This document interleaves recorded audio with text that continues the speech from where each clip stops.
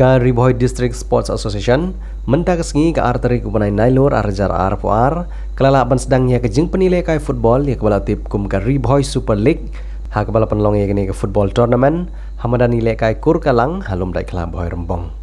ha kebah kene ke sengi sedang la wan ban pli perda dau Dr. C Warjeri ubri Block Development Officer ke boy rembong CNR di blok Haka jingi don lang jong ba RB Shadab ubri Presiden jong ka RBDSA nang tau JB Shadab ubri Secretary u Vice President uba JS Shadab u Assistant Secretary uba Dipshan Rentatiang urang ba senong ke senong lum dai kla boy rembong uba SD Rempei pat kiwe kene ke jing penlong ya ke Riboy Super League kede ke ni ke jing penilai kai ke ba ke Riboy District Sports Association ke ju penlong man la kapor bad hakini ke asnem ke baladep ka kenhun ka klem la ban penlong na ka daw jong ka pang COVID-19 Henry mentah kesnem layu ban sedang biang ya kene kecing lekai football.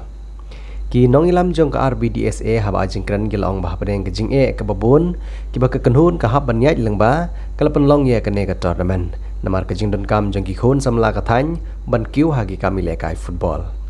Ha kene ke sing sedang ki Artli Football Club ki balai lekai ki kentup ya ke Mautari persya ya ke Boy Rembong ha ke baka try madan kata ke boy rembong kala penremno ya ke Mautari da arkol la kawai aro wala kita nang ni kapon naro kita ngilam juga RBDSA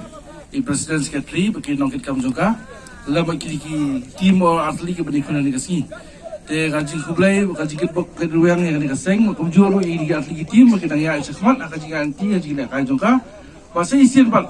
ngiyok ban pensgo habi ba harus sam ajar poan ngiyok ban kickstart no yang ni ka super division jongka RBDSA hani hamadan kur kalang ni panakale juga kandak ban play ni football ngiyok ban kenjat ya ka ball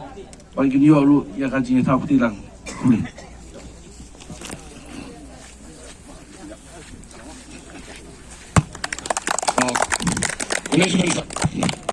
But hakini ki stem ki bladap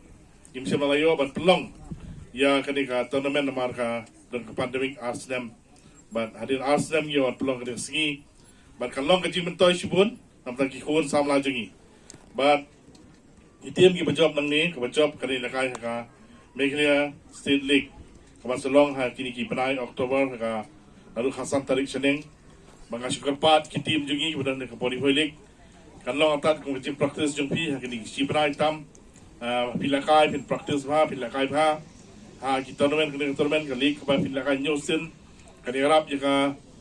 kamet kilometer ke jongpi kalau rap sipun ikino hisap kipong ke jongpi bat kapin mentoy pi abang ili ciem bentah ka Meghalaya State League bat kalau ke mentoy nam tak Riboy district jengi oh harus nam badap ngila poi hidup ki kadang bila janrung seduk ka quarter final semifinal andre ngila du lat no tang ki point goal average ha por hadu bad hadir pakai boy kelapoi ngelasat